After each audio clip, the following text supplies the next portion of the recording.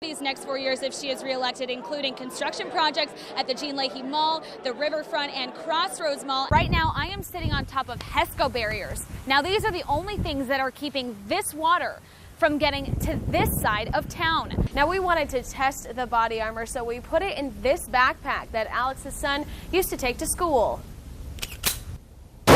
Exarban Village as he rallied behind mayoral candidate Heath Mella. Now, Sanders is actually still wrapping up his speech right now. The restaurant tax that you wanted to lower, completely get rid of, that never really happened. Is that something you're working to do in this next 4 years of yours? Let's come over here to look at these screws, and you can see it's actually a lot more challenging to take them out, which is the goal of protecting your car. Witnesses tell me he would speed through private property, knocking people off trails and screaming things at them.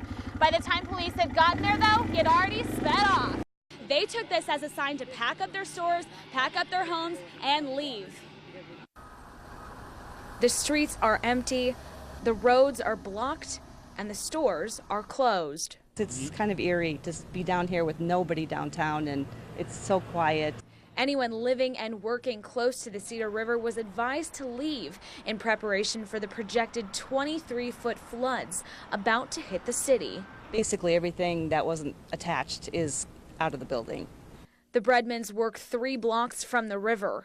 The amount of work seemed overwhelming, and the fear of losing a business you just opened a year ago. And you can see restaurant owners are trying to save some of the items by lifting them off the ground using wooden pallets or cement blocks. They are expecting at least 3 feet of water, so these measure up to just about that. They say it took them about a day to clean out the entire basement and to lift this stuff up. So hard to imagine seeing it like this and coming back 24, 48 hours and know it's going to be just flooded. But they say many people stepped up to help move their belongings, and that could save their business. Amazing to see, even not here, but just everywhere downtown, people were coming together.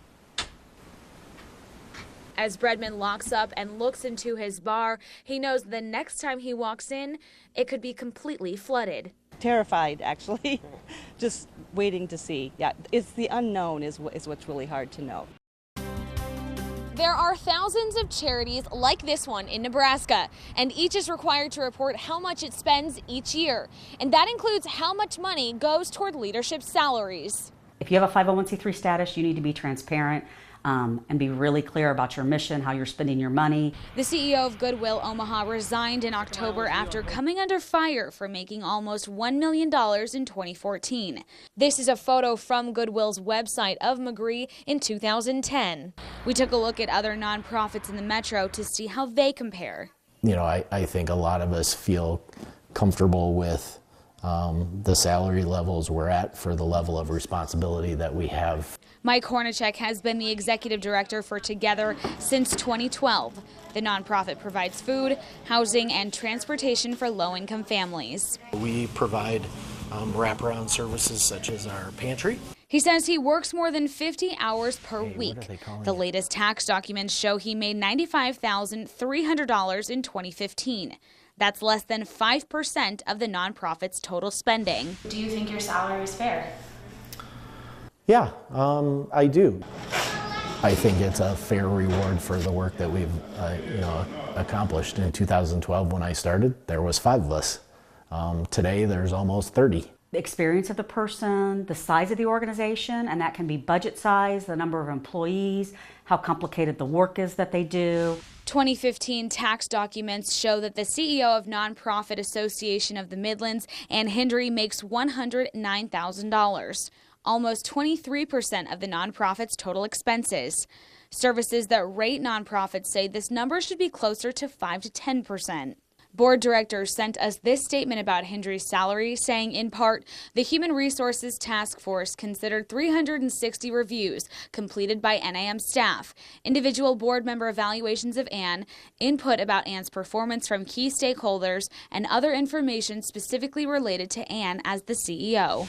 We also looked at Heartland Family Service. President and CEO John Janetta's 2014 tax documents show he made $189,000. That's less than 1% of the nonprofit's spending, which was more than $23 million. Janetta was not available for comment, but the chief financial officer of Heartland Family Service sent the following statement. In part of the process includes a comparison to other local nonprofits of similar size and budget with comparable CEO responsibilities to remain competitive. The Visiting Nurse Association of the Midlands helps provide in-home health care. It paid President and CEO James Sommerfeld close to $280,000 in 2014, about 1.5% of the group's expenses. Sommerfeld sent a statement saying, in part, VNA/ESN's leadership works with program managers and the human resource team to ensure staff-level compensation is competitive within the market rates in their field. Open Door Mission spent almost $28 million giving shelter to the homeless in 2014. $270,000 went to the president and CEO, Candace Gregory, 1% of the total expenses. The board of directors chairman sent Fox 42 a statement saying, "This is a reasonable process taking into consideration the skills, talents, education, and experiences with the knowledge of each employee being compensated." Hendry says it's up to the board of directors to figure out a salary for charity leaders and that board members should not be paid, but they have to be responsible for these salaries to paid employees. Maria Thompson, Fox 42 News. A pull on this tiny string, and Pat Dugan is brought back to his childhood. I had G.I. Joes, as many kids did back in the 70s. He says he grew up playing with the G.I. Joe action figures. By the early 80s, they had pretty much disappeared. So I started hunting them down. And his collection started to get bigger. At one point, Dugan even made the front page of his school newspaper. They are so unique compared to the toys that you see today. Now look at this. This is just a portion of what he's found over the years. It's the only G.I. Joe that I have or that I can actually point to and say, I played with that one as a kid. The action figure has made its way to East Nebraska from places like Germany, Japan, and Spain. But Dugan didn't just stop at collecting. And put the pin back in and set it. Huge numbers of them were still around, but they were mostly broken. And I found that I had a talent for repairing them. Now, collectors from around the world send their broken G.I. Joes to Dugan's home repair shop in Plattsmouth. This one has been shot. He's got a BB embedded in his chest to take something that is a pile of parts and turn it into something that somebody can enjoy again. Dugan says he receives boxes of parts every week and saved one just for Fox 42 to open and share in the excitement. But this little hat is definitely vintage G.I. Joe. That's a good piece. He says his hobby is allowing him to meet people all over the world. Something about this particular period of time that draws G.I. Joe collectors to it. And no matter how complicated or how long a fix is, Dugan says he will find a way. There has been a tremendous amount of effort and people and involvement to make these things what they are. And I just find it endlessly fascinating. Maria Thompson, Fox 42 News.